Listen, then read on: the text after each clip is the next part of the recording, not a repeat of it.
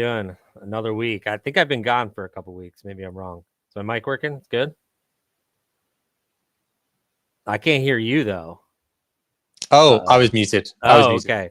There we go. I was a little confused there. Yeah, no, took a little hiatus. I'm back. We got Rekt Radio episode 90 on deck here. We got Crypto Garga, one of the founders of Yuga Labs. So that's exciting. A lot of exciting stuff to talk about. But in the first, why don't we get OSF on the mic? He looks like he's frozen on my screen.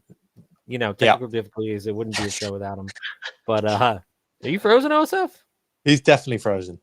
I've been doing shows with him a bit recently. I think he's been doing Starlink internet. Was this like is this a strategy to get out of doing the promo here for the sponsor, or what the hell happened?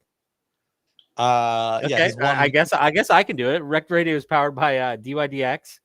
It's DeFi's pro trading platform. DYDX had just launched a Trump prediction market, actually, a leveraged perpetual market where traders can use advanced order types and strategies to speculate on Trump and Kamala election outcome, which is approaching quickly, November 5th. By trading, you're tapping into a fully decentralized community governed protocol that has distributed over 20 million in trading awards this year. So you can trade now at go.dydx.zone/Rekt Radio and take your position on Trump's future and Kamala's. Availability and restrictions apply. But yeah, so that's our sponsor right now. Happy to have them. And OSF has confirmed his internet just rugged. That's funny. It just rugs at the top of the hour. Go for 2 weeks. Oh no. Go for 2 weeks. Yeah. Huh. Oh God. Sorry guys. Cable's anyway. Out.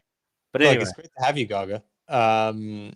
I think we've maybe done just a voice interview before, but yeah, it's bit of a roller coaster for you over the last few years. Because coming off the back of ApeFest, how was that? Yeah, thanks. Yeah, good to see you guys. Nice to meet you, KeyboardMonkey. We've see you on Twitter. Saw you on Twitter before we launched BAYC. It was like, should we make an honorary for this guy? I don't know. No, that's a lot of lore there. They didn't make me the honorary. And that cost me probably $10 million or so. Is this when I DM'd KBM at like 3 a.m. and told him, hey, literally, you should mint these BAYC things, and you like, dude, I woke up to the text of how didn't go to my computer, didn't mint. OSF literally told me life could be different. I mean, like, you see that futuristic photo, like what life could be like it could be like that if I got a fucking Bored Ape honorary. But Garga had other plans for my life, and here we are. Can we get them up? Who got one? I know D's got one. Fucking like Ledger Status got one. Marin Altman. These guys are making some questionable. Marin? Yeah. We made a lot because it was, we had that, about a week where nobody gave a fuck about BAYC. Nobody was following us. Just imagine trying to get a cold start on an NFT project. You're like, how in the world am I going to get people to even get this on the radar? And so our strategy was just like, let's make honorary Bored Apes and just tweet them at people, hoping they'll like laugh. And then if they asked for it, we would send it to them. So like literally anyone that we thought might laugh and might make a funny Bored Ape, we did it. So like, obviously there's inverse bra, a little weird, a little creepy to be honest. Well, if they're still in production, I'm here. Let me know. Yeah, Yeah. There's the Kobe, Hasaka. There you go. That one's pretty cool. That was nice. Yeah, obviously cat. You need cat. And yeah, well. Yeah. What could have been? What could have been? What could have been? But yeah, how was ApeFest recently? It was in Lisbon, but I was back in London at the time, so I didn't get to come. But yeah, we missed you, dude. We just had ApeFest Lisbon. Like 10 days ago. It was a blast. We're only like 3.5 years since BAYC started, yet this was our 4th ApeFest.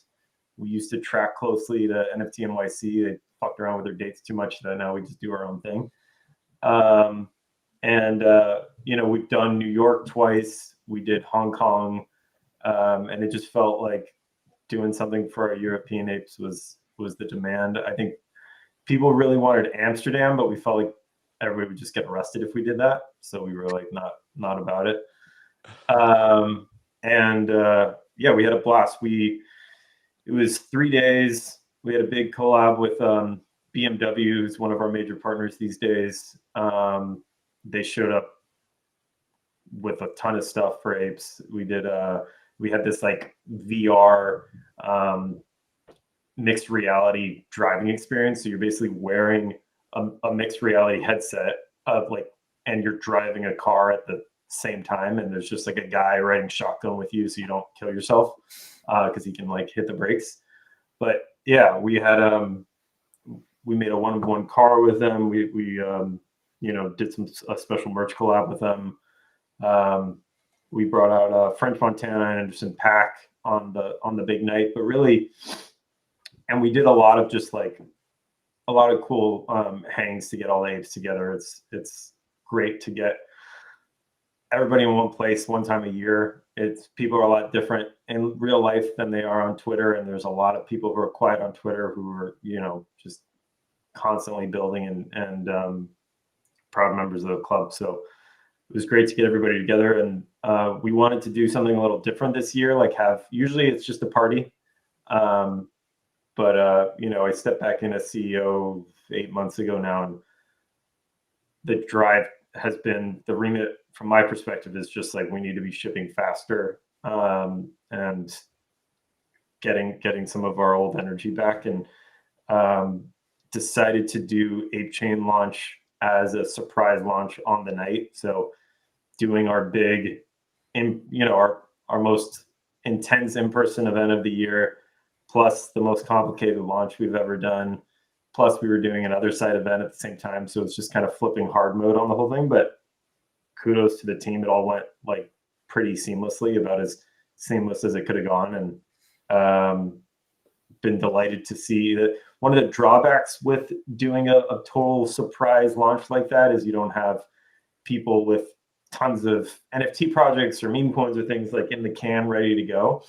So, but it's been, at the same time, it's been really fun. We've seen an explosion of stuff over the past week or so as people are like getting adjusted to the chain, getting onboarded, farting out weird meme coins on Ape Express, or a lot of derivative projects, but also some cool stuff on Magic Eden, which is now supporting ApeChain. And yeah, it's been fun.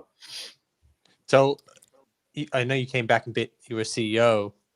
How do you think about stuff now? Like what, because I know you got really big and you were doing so many different things. And I always tend to find that everyone gets super bullish on apes after these events. They're suddenly like, oh my God, like this is the best club. Like we're the original cult. Like you see that now in all these meme coins trying to be cults, but it feels as though they have a pretty good claim for that sort of stuff. How do you see it? Is it more like that sort of stuff, the in real life stuff? Is it the gaming stuff? And obviously now the chain is going to be a big part of it. Like, what's taking up your time, and what do you want it to be more like? Yeah. I think there's a few things to unpack there. I mean, at the most like primordial level of like what BAYC is about, in my opinion, is like, it's funny. I was like, I screenshot shit all the time on my phone. And so I can go back 3 years and look at like, oh, what were the tweets and things that I was looking at 3 years ago that like I decided to store. And I did that a while back. And in like February of 21, I was finding, that's around just after like the whole GameStop Wall Street Bet Apes thing was taking off. And, that subreddit Wall Street Bets was just very funny in those days. I think it's kind of gone downhill a bit maybe, but back then it was very funny. And like, I remember people were saying like, man, this is the funniest place to be, because it's as if, we're all hanging out and the pool's cold, but we figured out that if we all jump in at the same time and we all piss at the same time, it gets warm. And it was like such a goofy thing, but I think there's this level of like, when we're early days thinking about Bored Ape Yacht Club, it was like a little bit of like that silliness of like everybody just doing the same thing at the same time, with the copy pastas, the memes, with like whatever it was something about like that a spiritual alignment of everybody deciding to do something at the same time that was powerful, even if it was a dumb thing. Exactly, like when you're a teenager and you're like jumping with your buddies trying to like crash the elevator or whatever it is. But so in a lot of ways, what I think about BAYC these days is like three prongs, I guess. It's like we have the content and stuff that we're putting out as Yuga that we want to like, you know, obviously you always want to like entertain people with. So it's either stuff we're doing on the other side or Dookie Dash or whatever it is. There's the tools that we're giving people, like actually putting in their hands so they can like, if you're just a content company, you're never going to get ahead of the fucking hamster wheel of people are always waiting for the next thing.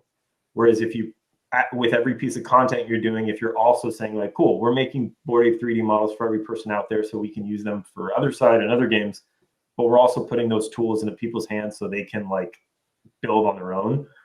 And then really like the third problem, I just think of this like degen stuff. So like, what's the gasoline for all this stuff? What is people want to have fun on chain? Often that means aping into silly shit. And that's where some partnerships like Reboot, which is going to be bringing skill-based wagering to other sides, basically like essentially being able to bet on outcomes of games and stuff, bet on yourself, bet on others.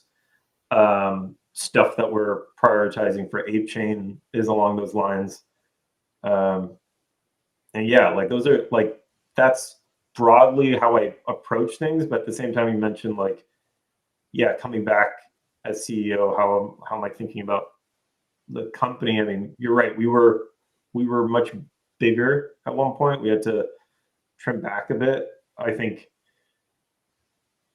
it's funny. You once you've been through it, then you see like, oh, I was dumb to think a certain way. Like it's a very common story, I think, for founders to like think they can bring somebody else on to like help scale it. You always have a little bit of imposter syndrome, thinking like, hey, I'm gonna bring on like some guy who like knows what the fuck he's doing and gonna help take us to the next level. The reality is crypto is a very like idiosyncratic business, and like it's an attention economy. You have to live and breathe it to know what's gonna work. And you know, there's no amount of money that you can pay somebody else to like, you know, be waking up at 3 a.m. wanting to fix everything the way that like a founder would want to do. And so it's been it was a little bit of a learning experience, but it's fun being back. And you know, I've found that even though we're probably half the size as we were at our peak, we're getting 4, 5, 10 times more done.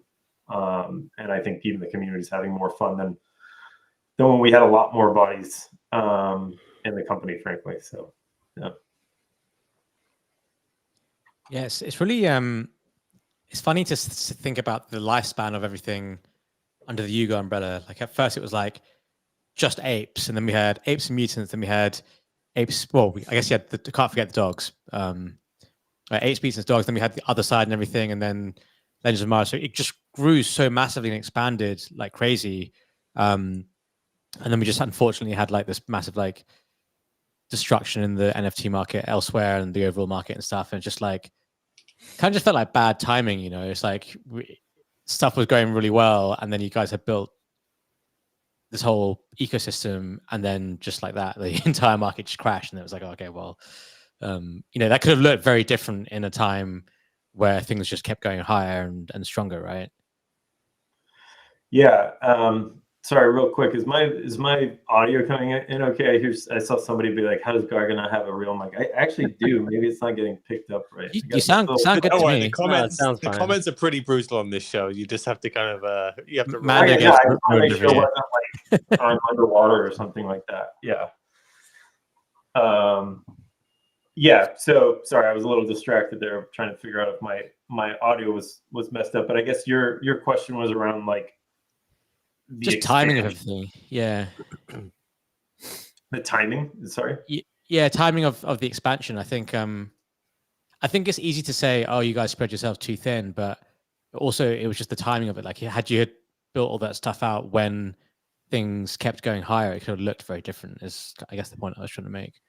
Yeah, I mean, I think I don't know, like broadly speaking, when you think about tokens in general and like, you know, NFTs or anything, like you only want to emit tokens to like grow the network. That's the whole idea. It's like if you're actually growing the network, then it's plus EV to be doing that. If not, it's dilutive. And like we always knew, even, you know, going back to dogs and stuff like that, like I always had the sense that there were certain things that we were doing that would only only work the first time, which you see that a lot with crypto. Like we're always chasing after what that like fair launch is that is just like this immaculate conception that works perfectly, you know, and so insiders can't game it and all this stuff.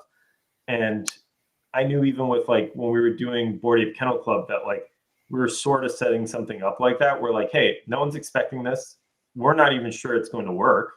We're just going to do it. And because we're doing it that way, a lot of people are going to probably follow suit and they're going to like fail horrendously. Which sure enough, I think that's sort of what happened with a lot of stuff where, because as soon as some new NFT project launched, like everybody was expecting like, cool, when's the companion collection dropping? Like that stuff is like priced in and weird and it just doesn't work anymore. And so we had the benefit in that we were the first movers in a lot of ways. That said, obviously the moment where things got hairy was with Otherside, and like, you know, we brought in a CEO 4 or 5 months before that. You know, that first 8 months, it was just, you know, basically a handful of guys in a garage. Yeah, I think the expectations around Otherside got like super out of whack and was just such a crazy moment. Obviously the mint was a fucking fiasco with this like, you know, amount of ETH burned and all that stuff. And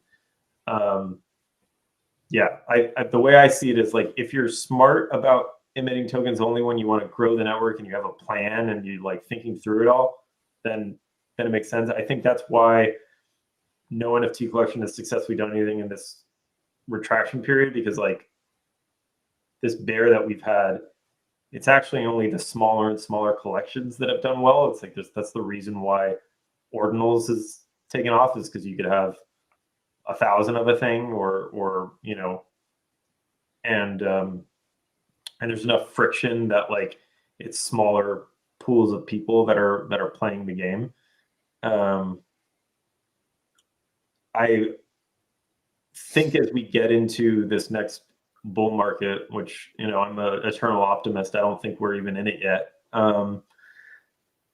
That's when we'll start to see a lot more interesting things happening in the like token emission space and all that, of where NFT projects actually doing things that like scale way more, where we'll see some things that people thought we might see last cycle, which is like, you know, $50 NFTs that have hundreds of thousands rather than tens of thousands, or a 10,000 collection, like take off and be actually fun. But until that moment, you really always have to protect scarcity, obviously, and like the primacy of like Genesis collections and all that.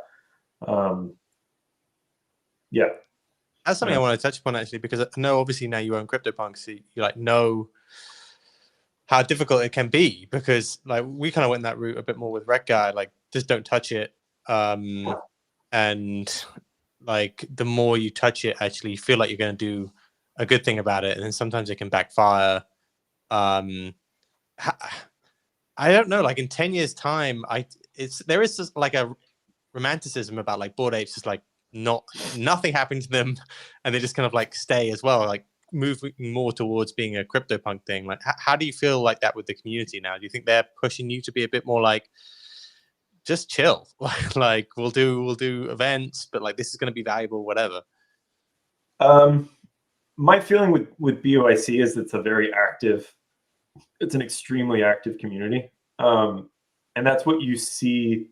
That's in a lot of ways like the value to us and to users, to like to people who actually are part of the club, and to like brands that want to collaborate with BAYC. Like, if you think about, for example, like BMW, which, you know, I mentioned we did a big partnership. We have a big partnership with, and we unveiled some stuff at ApeFest, and you know, it's like a $200 billion car company or whatever it is.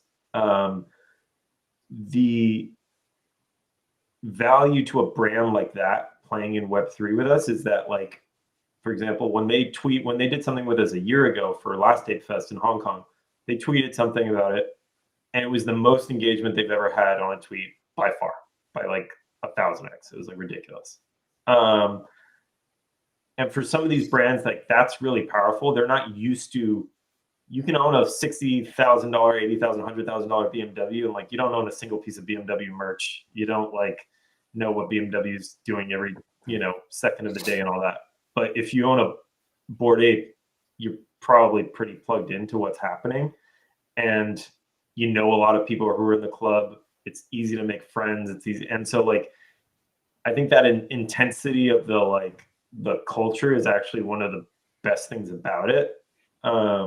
So I think of BAYC and CryptoPunks in pretty different modes in that sense, where BAYC is always wants to like be doing stuff, whereas obviously with Punks, it's in a lot of ways for us too, it's like just a general feeling that like these are early cave paintings on Ethereum, and someday, you know, they'll go to $1 million floor, and, you know, until then it's a balance sheet asset. And when it's that thing, maybe we'll do some museum things and find a way to monetize it in that way. But like, otherwise, really, the idea was what's good for Punks is good for Apes. And if we weren't going to be the ones to buy it, like, it was literally going to be FTX or something. So, you know, as much as people don't like Yuga owning Punks, sometimes it's like, how did that happen? Like, bankruptcy court. So how did that deal actually happen? Like, you just said FTX should have bought them. I didn't know that. I knew, like, I know that they wanted to leave, right? Like, the founders, or they were looking to maybe exit. But like, yeah, were you in, like, was it a competitive auction, or how did it happen?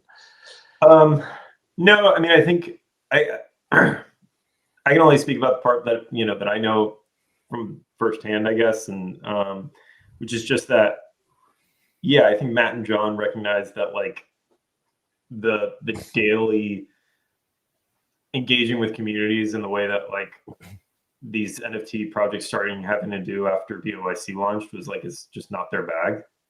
They always wanted to be like two guys in a room with computers, like, trying weird shit, and they've found obviously enormous success in that. And I always look forward to whatever it is those guys cook up next. And we were in a different space where, you know, the idea of raising money was like on the table. But at the same time, you don't know what you would do with that.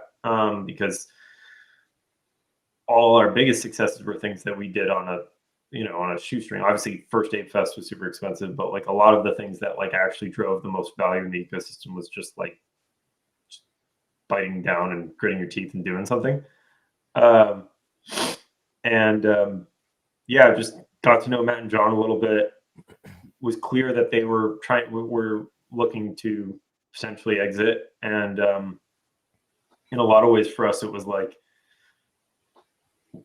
if we didn't buy it, you know, with somebody else that would tank the project, and like essentially like a fear of, hey, if we get this, then no one else can fuck it up but me, was kind of the thing, and some confidence that we wouldn't fuck it up too bad, and that we had the right sentiment of how to protect that project or keep its legacy going. So yeah, I just happened to know a few people that were like looking at it beforehand, you know, heard that FTX was looking at it and that sort of thing. But yeah, I don't know any of the other specifics there, to be honest.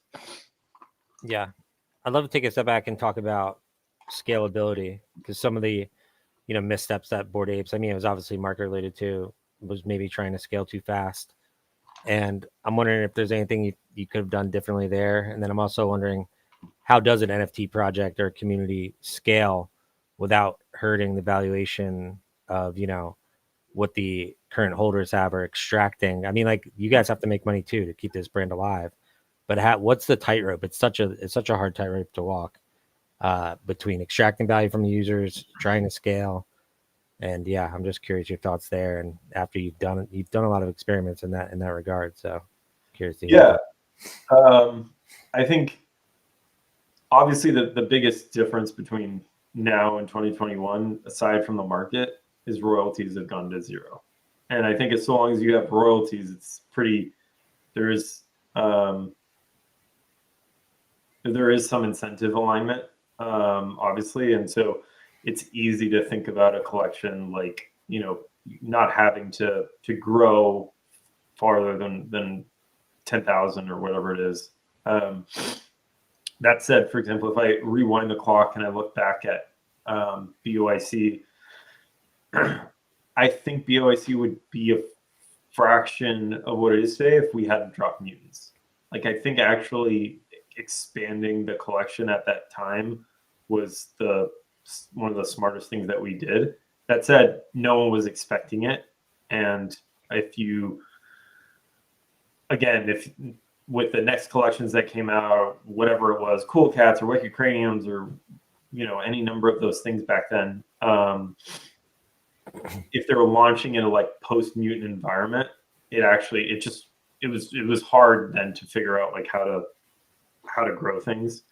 I don't think it's much different from any other like crypto protocol. Like, again, it's what you're doing is emitting tokens to grow the network at its base thing. People do that via staking. They do it via grants and retroactive funding and all these things. It's like the bet that you have to make is the new person holding this token going to be a value add to this ecosystem, or are they going to be like, is this just dumping that's happening? And I think if you can make something special and something that like people aren't expecting and that there's like love behind or whatever, like, I don't know, mutants are fucking insane. They're weird. It was like, nobody was expecting it. And I think that's why it was able to be successful. In the future now, I think we're going to see like, that's why I think, look, what's every NFT project from that era doing now? They all have an L2. And so having that token layer where people can like, that's the expansive place where there's maybe some benefits or primacy for that, like the NFT collections that birth this thing, but enough of a playground for anybody to get in and enjoy and have some wins on that L2 too. Like, that's the new game that everybody has to play and navigate in a zero royalty environment. And like, it sounds like Azuki's approach to this is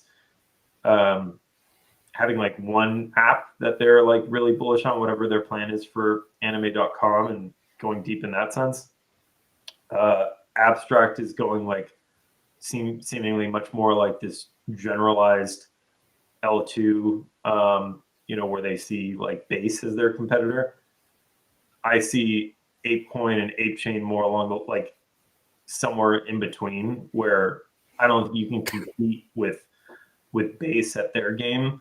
And I think it's maybe not the right move to even try. I think you want to take some of the like the ethos and the spiritual alignment of like what is this NFT collection about? The people that are here, what do they like to do, and double down on those things. So if it's like Bored Apes just want to do degen shit and have fun, then you bring in the reboots of the world and stuff like that are like, you know, you have to have a strong opinion about what you want the L2 to be about, I guess, to win in a market where like there's a new L2 launching every month. Like, you know, ApeChain is never going to be a better home for DeFi than like whatever the fuck Hayden and Uniswap are cooking up for Unichain. Yeah, it feels like L2 saturation's coming too, right? So it's like, what's the incentive? What's your vision for ApeChain, and like why do people want to go there versus any of these other L2s that are popping up every day, like you said? It's like, are there incentives, or what's the vision there? Just curious. Yeah. So there's not a new token, you know, obviously with Blast. I everybody was farming Blast, thinking that Blast was going to go be worth, like, what I was hearing like 2 weeks before was like $8 billion or something like that. And that didn't work. And what we're finding is, like, if you look at, like, I don't know, the coin market cap, I forget the number, but like they got like 85% of their tokens still to unlock or something ridiculous. And so I think while people might see it as a negative, I think the fact that ApeCoin is like the grand majority of it is already unlocked is actually a benefit. There's not somebody waiting to like finally invest into their tokens to dump it or whatever. So it can, you don't have that cliff that you're looking out of, like, okay, what's the moment where we all like musical chairs out of this thing into the next thing. I also think that apes love building shit. We have Made by Apes. We have like 400 real world brands that people have made with their ape IP. Some of them are making over $1 million a year. Like, there's a lot of real shit there, and people that are trying to bring their skill sets to different parts of the ecosystem. Now having like a chain and a layer for that to direct that energy to, I think is really potent and powerful. Obviously, we have other side, that's our ginormous bet on gaming and the metaverse ecosystem. Yeah. What have people built? Like, maybe we can go into that a little bit. Like, what are the cool things you've seen? Because they must have all been showed off at ApeFest. Yeah. So ApeFest, we had like, we call it a bodega, basically like a I think it was like 50 or so brands that showed up. And it ranges from all kinds of things. There's drinks, you guys are in that game. That game sounds pretty tricky. I would love to hear how that's going for you guys. I think you guys have a big announcement like tomorrow, right? It's today. You got to go. Right after the end of the show, we're launching these drinks. End of the show. Fuck yeah, let's go. What's the announcement? I don't even know about it. Rekt drinks. Oh, cheers, mate. We're just launching the drinks for public sale at the end of right at the end of the show. Hell yeah. Still haven't even tried one. Unbelievable. Oh jeez. Did you not send some to KPM? We did. I thought we should have sent you some. Maybe you changed your address or something. What? This fucking guy. You sent me like a weird fake psyops address that wasn't actually you. 3 That's times the amount, incredible. basically. You're really washed, aren't you, KBM? You're no longer in the NFT streets. If you, I promise you, we did send you some. So I'll check. Part of for 2 years. Oh man. Oh, this is cool. Ape water. There you go. So there's Ape water. There's Bored Brewing. Something special that we did there was Bored Brewing has a brewery up in Canada, and when we were collabing with BAYC most recently, BAYC has a long history of doing like all kinds of one-off, things. They did a beer once, and we decided to do here we go. And we might show. So I think they have an energy drink too that they're doing with Quirkies, but they've got a beer with that they did with us and BAYC, which is sick. It's kind of a 3-way collab. And it's not any of these, but yeah, we got Bored Brewing. There's some domain guys that have been big on BAYC since the early days that are working on like a .ape domain thing for ApeChain called I think it's just like Ape Names. And there's I don't know, there's a bunch of stuff, and there's obviously always like apparel things and all that, and crypto protocols that are like Made by Apes and all that. In a lot of ways, it's like a directory of people who are building, who are Bored Ape holders who are building in the ecosystem, but also people who are building using the IP for specific things like beers and energy drinks and that kind of stuff. What about the Miami Clubhouse? That was on the was that on the original roadmap? No, it's on the next one. And I don't know, man. Building stuff in real life takes fucking time. We didn't commit to a date, and I think that was one of the smarter things that we ever did. So I don't have any news for today to share on that one. So you're not there right now. This isn't a complete psyops, and you're in there right now. No. It's just Gordon and Garga chilling in the Miami clubhouse. No. Yeah, that's where Gordon lives now. How has that been as well? Like, I guess when you look back on those pivotal moments you were talking about with him, he's obviously taken a bit of a step back. Although he seems to like crop up now and again, and He gets excited and everything, gets all the glory, and then goes away again. God, I would hate that. Yeah. just shows up, gets a bunch of glory, and says, "Yeah, no, I'm done again, guys."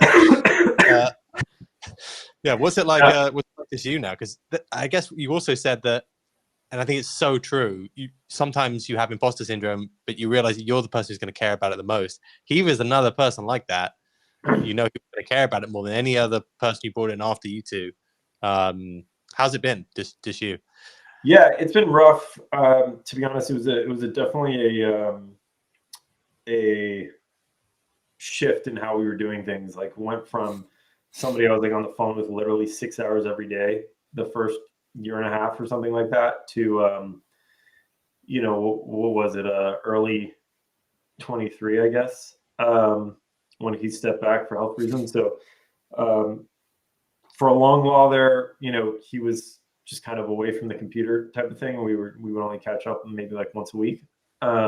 These days we talk way more frequently, but yeah, he's not in, you know, meetings 10 hours a day like I am doing that kind of shit. But he's still like a sparring partner in terms of like beating up ideas, brainstorming, like working through issues and all that kind of stuff. Really, my, you know, the people that I use day in and day out who are here with me, like building everything, is my chief product officer Figgy and VP of product Pepe Man, that are like, you know, they're both monsters. They're two of the most talented people in crypto, in my opinion, and have filled in the gaps there for just building shit with me. PP Man, shout out to him, is a big legend. I still haven't met him in real life actually, but Really? I just yeah, he actually helped us with. Remember the DGens project we did? He helped me with a lot of stuff back then when we were just God, I do remember. Yeah, that. he made some like Discord bots and stuff for us. like it's like real old school days. But yeah, great. Yeah, I mean, TV Man's just an absolute beast. He's like the most competent person you'll fight. Where exactly, like, it doesn't matter what your problem is, he can solve it. And he's like, you know, that people say like find the busiest person you know to like get something done. Like, that's my worry with him, is that like he's too good at like getting things done, that I feel like he's just this sponge for like, you know, taking things off other people's plates. And anyway, because even like random projects, other people's things, he's just like, oh, I can fix that in 2 seconds. I've got a question for you actually. Both yourself and Gordon are like very clearly native to the space, and I think that's one of the reasons why BAYC did so well to begin with, because you guys both really understood the space. But I think people respect you for that and realize that. So does that mean you guys also like DJing and stuff under like alt wallets and, you know, mess around in NFTs back in the day and meme coins and all that other stuff? Like, how involved are you in like the, you know, wider crypto ecosystem? Yeah, I mean, we were obviously, that's how we like got our start in like 2017. Was just buying shit, you know, losing money hand over fist on ICOs. I think Ripple was the biggest thing that I succeeded on in 2017. It was like the most left curve thing ever. And just, except at the same time, it was just held it through everything. But like, one of these days, that Coinbase listing's coming, guys. Don't worry. Yeah, I don't know. I'm trying to think back. It was like Dragon Chain and all. Yeah, there was lots of dumb shit back then. And then in 2021, we were both pretty active. I remember the most magical day back then was the Mooncats Rescue Day. Damn, so much fun. Just like, these cats are stuck on the moon, and you got to go to Etherscan and mint those fuckers from the contract, and you could flip them for like 8K, like, you know, hours later. It was like, what is happening? This place, yeah, that was fun. But then as the summer went on, like we would mint some stuff, and have fun with it, but BAYC just got to be too all-encompassing, at least for me, where I was like, no, this is like diluting my focus. And also, you don't want to be like, back then, if we had publicly been like, I'm into this thing, it would have like completely mooned and would have been absurd, and then it would have cratered hardcore, and everybody would be like, kill Garga, and But people said kill Garga anyway, so you might. Yeah, exactly. But at least it's the thing they do on BAYC and not the other project. But so, yeah, I just I don't touch anything basically, except like I have a wallet for like testing things. Like I go play like every game that I can and like try protocols and that kind of stuff. But I'm not. I do think it's a little bit different. You don't have the same edge when you're not like literally out there like trying to 100x your thing, routing your tokens through EigenLayer and then putting them into 20 different farms and back, and everybody's out there trying to plug the surge protector back in on itself, trying to airdrop, farm 20 things at once. Having people on the team that are doing stuff like that is invaluable. And I think PP Man's probably one of those guys who's always doing that stuff. Yeah, I miss it, but I just at a certain point I was like, I think I was doing taxes in like end of 2022, and I was like, never again. I'm not doing I'm not touching DeFi again. This isn't worth it. The returns are not worth me figuring out how much I owe the tax man. Yeah, that makes sense. And what about like this year or last year? I mean, obviously, since you've stepped back in as CEO, I'm sure your plate's been completely full again. But the whole meme coin stuff this year, and maybe there was a few bits and pieces last year. Like how, I know like you're not fully active because you're CEO of Yuga Labs, and that probably takes up all your time. But you're obviously like aware of the space and stuff, and aware of like what's happened this year with meme coins over NFTs, etc. Like how much of all of it do you keep track of, or are you in touch with? I mean, I try and keep a pulse on everything. I think if you're not doing that, you're losing. I think a big part of the job of being CEO is being active on Twitter and understanding the metagame and like following along and having a voice. Not that you need to weigh in on everything, but like, you got to read the room. But yeah, I don't think I haven't gone, I'm not like some big closeted meme coin holder that owns a shitload of some, Popcat or something like that. We have I love hearing about it and like celebrate, hearing what other people on the team are in and winning on and that kind of stuff. But I don't know. I've never bought a pumped out fun shitter. I'm a virgin. So what about the version on ApeChain? You've been dancing around any of those memes? I've seen Gordon tweeting about that, and then some of those are like 10K. Yeah, he's everywhere. He's just touching. Yeah, yeah. He does it so I don't have to. I guess maybe it's yeah. He takes one for the team. Yeah. I think it's important to keep track of stuff. Like People obviously does it every single day with his things. Do you reckon Beeple's trading a lot, OSF? Like he knows too much about too many different meme coins. We had him on the show. We had him on this show, didn't we? We spoke to him. Yeah. He said he didn't, but then there's no way he's like drawing meticulously like out all these different. Well, somebody was accusing him of using AI yesterday. I don't know if you saw that. He does use AI, I think, right? There you go. I guess it's not an accusation. I think he's yeah, yeah, perhaps. But well, you just said drawing meticulously, and then AI. I don't know. Okay. So fair comment. Gotcha. Yeah. I think he's. Everyone claims that. Guys work. The funny thing about people is like he's just. He's like a workaholic. The guy's got so many things going on, and I doubt he's getting into any shit coins or anything like that. But he keeps up with the news of the day, but like transmutes it through his work. But he's always been a fascinating person to me because he'll like when you see him in person, he loves to party. He can, he'll get drunk at an event and just be having fun. But like, he made damn sure he got his everyday done before showing up and that kind of stuff. Yeah, he spoke to her and had a good time for certain. That must be it. He's like, finally done this fucking everyday again. Time to smash a few beers. like that must be the mentality. I can see Work that. hard, play hard. Yeah. He missed one deadline, I think, right? I remember seeing it. Like he missed. It was actually the night of like he did something on like one of the Tonight Show or some shit like that, and like because of that, like I don't know, they fucked him up on the timing, and so it was like 2 a.m. when he finally realized he had done it or something. I forget. It's funny what you said there about other side before, which is like it got kind of caught. Expectations got mixed with reality there, and you were really just at that time probably just like a group of guys in a garage planning stuff. Are there any other like pivotal moments when you look back where you're like, wow, they really thought we knew what we were doing and we had no fucking clue?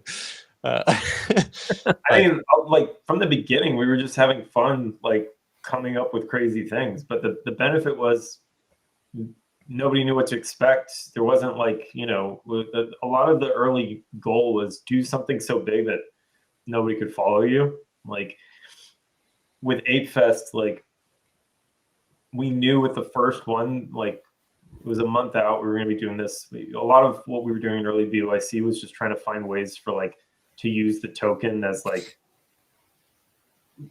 a utility token in a lot of ways of like getting you access to things, but merch, that kind of thing. And with the first ApeFest, like we just knew like this is fun. I think NFTs, maybe there's a future with like NFT ticketing and certain things. Maybe NFT communities holding their own events is a big thing. But at the same time, you weren't going to see 20 different copycats doing it because they would get held up against like this crazy event where like Chris Rock and Aziz Ansari and all these people are showing up. Like, it's too hard to be the follow. Nobody wants to be the follow up to that. It was a good time. And yeah, we weren't even doxed in those days. It was like a mess. That event was. Still have a little bit of PTSD from that event. There was a lot of lines. There was a great big of people look back fondly, but there was plenty of FUD at the time for almost everything we did. Yeah, because did you dox yourselves or did someone dox you? Like I remember that being like a thing. Yeah, it was. Like Ryder was friends with a BuzzFeed journalist, and was basically like, these guys are Nazis and you should dox them and whatever. And so they like looked into us and whatever, and they're like, well, they're not Nazis, or we can't find anything to say that, so we're not going to say that. But we're going to dox them anyway. And they gave us like 10 minutes heads up or something on that. And yeah, we didn't know like what that meant. So I had literally the next day, I had like 3 SUVs full of guys pull up to my house and only like dip when they saw a guy with a gun in front of my house. Like when my father-in-law, out of an abundance of caution, was like, I'm gonna hire a guy to like, go be in front of your house. This is crazy. And it was only as this guy was like showing that he was strapped that these 3 SUVs like sped off all of a sudden. And sure enough, it was like some, I don't know, crypto club promoters, in Miami or something like that. It's like, I don't know. I don't think they were coming over for an autograph. It was like a fucking ridiculous thing. Jesus, yeah, I remember those early days because I guess crypto before NFTs was a bit more pseudonymous, right? Like, and then NFTs, because everyone kind of started forming like real communities that wanted to like meet up in Discords after that. Like people decided. Yeah, I mean that first ApeFest, I mean CT was just like a gog at it. I think being like, all these guys are going to get hit over the head with a wrench. You guys are like, none of you guys were doxxed. Like, like KBM. We weren't doxxed. No. But yeah, nowadays it's just much more common. Nobody freaks out being in a photo at an NFT event. Like that's hardly ever a thing. Yeah, it's true. Like I just remember that when we in OSF docs, we were like, "Oh god, this is going to be like a big moment." But now, like, no one cares. No one cares, yeah. I think that's one of the main things that maybe is NFTs kind of shifted actually, or maybe it was just the timing. So yeah, what else should we be looking out for now? Like obviously ApeChain has come out. I saw a tweet out today, which is get more people to come on there. Like, what's the next year going to be like for you? Yeah, I mean, my focus is ApeChain, other side of BAYC. I don't know if that's necessarily the order, but we have a bunch of apps that are wanting to come to the chain. I think what I'm trying to make sure that we do, I feel like Yuga's special sauce in a lot of ways is like our creative and go to market and stuff. And so trying to partner with certain apps to like up their creative, up their branding, up the like just the look and feel of the product. Make sure like the front end is sexy for ApeChain and be a great differentiator that way. Excited for some of the stuff we got coming in the next 2 months on that front.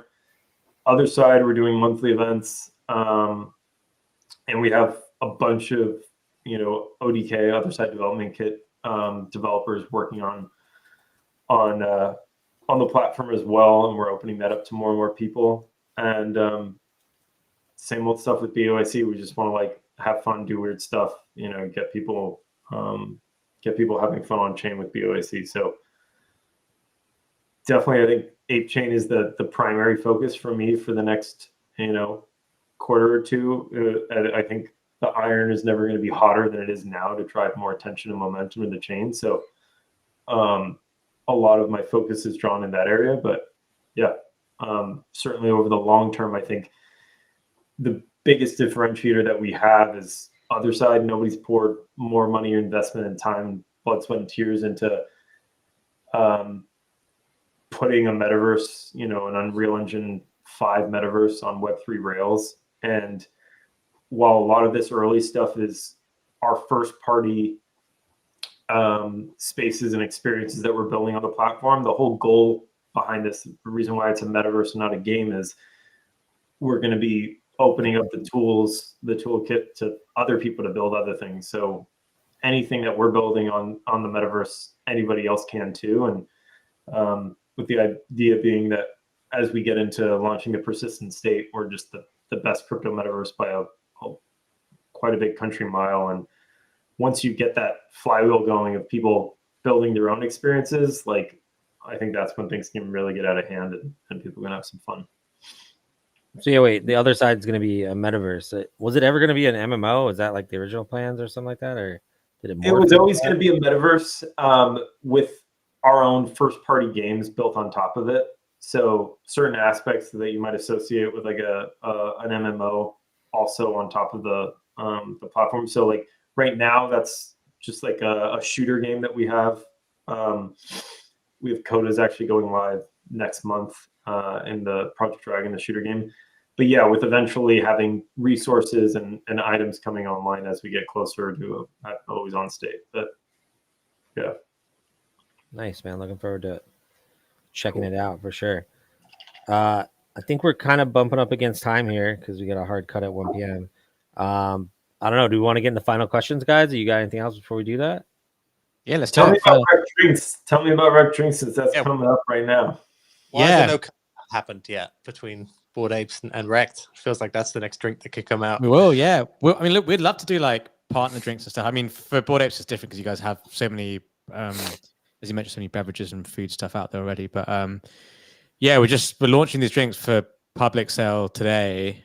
We manufactured about 250,000 drinks. It's quite a lot between the UK and the US, but they're sold in units of 24. So there's only like 3,500 units in the US and Canada, and then about 5,000 odd in the UK, Europe, and international as well. But the idea is basically every time you purchase a drink, you get points, and we'll see how that goes. So we've been doing like a SocialFi reward system thing for the last couple of months, and people are going to be able to like boost their points and earn more points from purchasing drinks, basically. So yeah, if anyone wants to get involved, rektdrinks.com. They literally go live for sale in about 3 minutes. Hope it goes okay. You never really know. I mean, Garga, you must know this. Like the launch launch day feelings. It's like, oh, what's going to Always fuck goes up? Like, Always Yeah. goes to risk. Yeah, no. Yeah, you Yeah. always expect to get kicked in the teeth a little bit. We've accumulated a bunch of fucking superstitions that we do. We always do like push-ups before every launch. shit. You know, the war room, everybody's always wearing cowboy hats. I don't know. It's always stupid things like that. But you gotta sacrifice to the gods. I'm excited. I'll snag a few. What's in the drink? So it's an energy drink, or Yeah, no, it's just so that's what they look like, but it's just flavored sparkling water. So there's no alcohol, no caffeine. I think the idea I is thought it like, was an energy drink. I'm totally Yeah. off on that. they Great. look like an energy drink. They look pretty aggressive, but I think the idea is like, if you don't drink alcohol and you want something that doesn't look a bit shit, This is a to liquid drink, death it's pretty model, cool. huh? I see Kind what of, you're doing yeah, here. pretty much. Just we don't really have liquid death in Europe, and it definitely doesn't exist in Asia or the Middle East. So, yeah, we got told we couldn't do alcoholic drinks because you can't encourage responsible drinking with the brand Rekt. So we're like, okay, fuck it, we'll do non-alcoholic drinks then. It's kind of like ironic. Yeah, let me get Rekt something that actually does nothing to me apart from hydrates me. So, would you have we actually have a code for the Rekt rewards platform for everyone listening. The code is what is the code? Launch day, I think is the code. Launch day is the code if anyone's on Rekt rewards. Drinks go live in 1 minute on rektdrinks.com. But yeah, let's ask you the final question, Garga, that we ask everyone at the end of the show. What's your best advice on how not to get wrecked?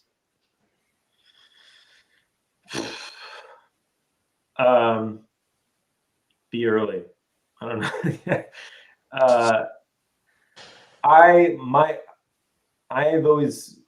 I've never gotten too wrecked because I would only ever put in like when I was even at my most degen, it was like a quarter of my paycheck that I could afford to use. That's pretty funny. That's not usually what I think regular people probably think a quarter of your paycheck is a lot, maybe, but in crypto it feels like that was reasonable. So I always was good about having hard and fast rules and never going above it. So be early and only, I don't know, maybe only a quarter of your paycheck into wild crypto shit. Love it. Yeah. Thanks for coming on, Garga. Thanks, it was fun chatting. Good to meet you. I'll expect the honorary in that wallet. I'll keep an eye out, and we'll change the world together. I don't know. See you on the other side, I guess. Yeah. Thanks a lot, Garga. Thanks, guys. Guys.